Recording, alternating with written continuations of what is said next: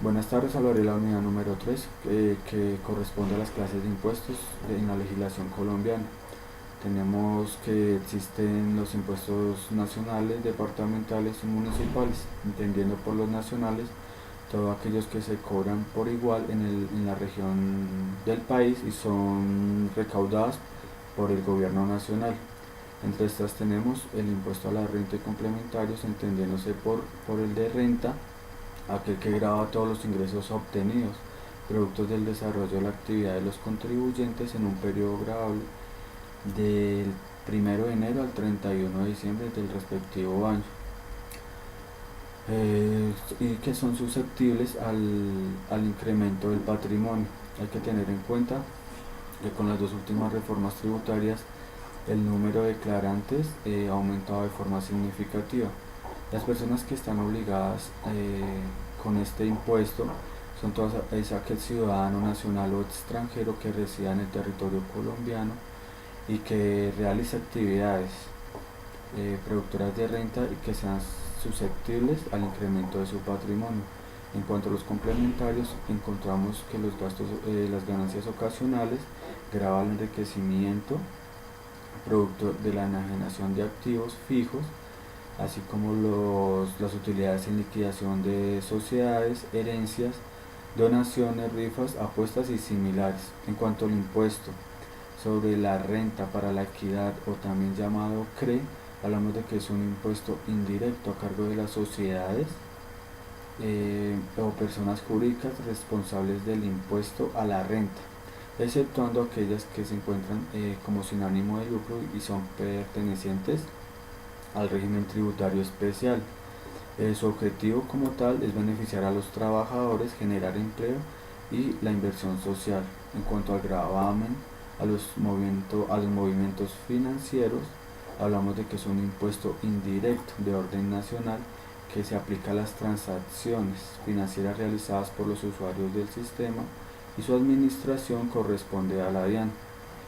En cuanto al impuesto a la riqueza, hablamos de que es el impuesto de cierta forma es el mismo que el impuesto al patrimonio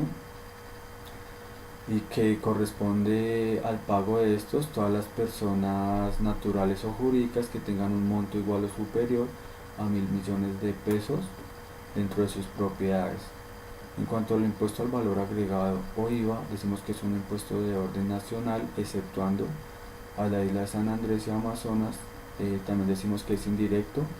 porque sobre quien cae la responsabilidad o obligación del pago no es quien recauda el tributo. También es de naturaleza real y de régimen general, así como de causación inmediata, puesto que el hecho generador del impuesto tiene ocurrencia en un instante. Eh, Recae sobre la prestación de servicios, explotación y de los juegos de suerte y azar, eh, diferentes a los de la lotería. En cuanto a la declaración de las ventas, el gobierno modificó estas teniendo la posibilidad de ser presentada bimestral, cuatrimestral o anualmente, dependiendo de los ingresos brutos que haya obtenido a 31 de diciembre del año anterior. En cuanto al impuesto nacional al consumo, tenemos que es un tributo de carácter monofásico generado por la prestación o venta al consumidor final o la importación por parte del usuario final, eh, colocando como ejemplos el prestador de servicios de telefonía móvil o en el caso en que ocurra una venta de un vehículo usado, el intermediario profesional. En cuanto a los impuestos departamentales, en cuanto a estos impuestos, tenemos que pertenecen al grupo de impuestos territoriales que en Colombia son de tipo local, entre los cuales están el impuesto de registro, que corresponde al pago de la inscripción de los actos, contratos o negocios jurídicos, documentales que por normas legales deben ser registrados en Cámara de Comercio. También tenemos el impuesto de vehículos, que es un impuesto de carácter directo que recae sobre la propiedad o posesión de los vehículos grabados que se encuentran eh, matriculados en el departamento. Tenemos el impuesto al consumo de cervezas, sifones y refajos, que son siendo responsables del impuesto los productores,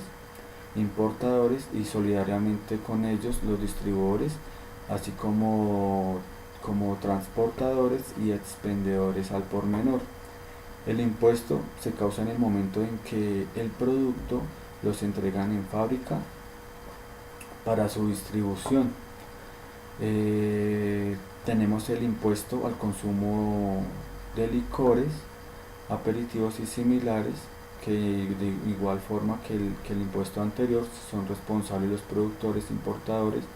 y solidariamente con ellos los distribuidores, así como transportadores y expendedores al detalle. En cuanto a los impuestos municipales, son aquellos que por consejos municipales o distritales son acordados a través de los municipios. Entre estos tenemos el impuesto al predial,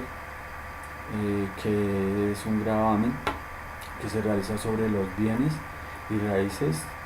generados por la existencia de un predio. Su tarifa varía de acuerdo al estrato donde esté ubicado el predio y se causa el 1 de enero del respectivo año. Existen algunas propiedades que son excluidas de este impuesto, colocando como por ejemplo las iglesias, los salones comunales y las bóvedas en los cementerios, entre otros. En cuanto al impuesto de industria y comercio, encontramos que se genera por la realización de una actividad comercial o industrial o de servicios que realizan las personas jurídicas o naturales solamente por realizar la actividad, sin importar si genera o no utilidades. Ahora hablaremos de la retención en la fuente, que es un mecanismo de anticipado de los impuestos y que nace con el objetivo de recaudar los impuestos en el mismo momento en que se produce el hecho generador. De esta forma evita de cierta manera que incurran en la evasión de los impuestos, y es aplicado sobre diferentes impuestos, como lo son el de IVA, el de renta, el impuesto de industria y comercio, y así como el de timbre. En cuanto a las importaciones en cuanto al impuesto sobre las importaciones y exportaciones, estas contribuyen al comercio exterior, como lo son la compra, venta, intercambio de bienes y servicios con otros países, entendiéndose como importaciones aquella que consiste en la introducción de mercancías de procedencia extranjera o de la zona franca colombiana industrial al resto del territorio nacional. En cuanto al impuesto, la DIAN establece que los tributos aduaneros están conformados por los derechos de aduana más el IVA o sobre ventas. Y en exportaciones, que corresponde a la salida de mercancías de territorio aduanero colombiano con destino a otros países o zonas francas industrial de bienes y servicios, el impuesto a este dice que en su artículo 479 se establece que las exportaciones de todos los bienes que se exporten son exentos. Muchas gracias.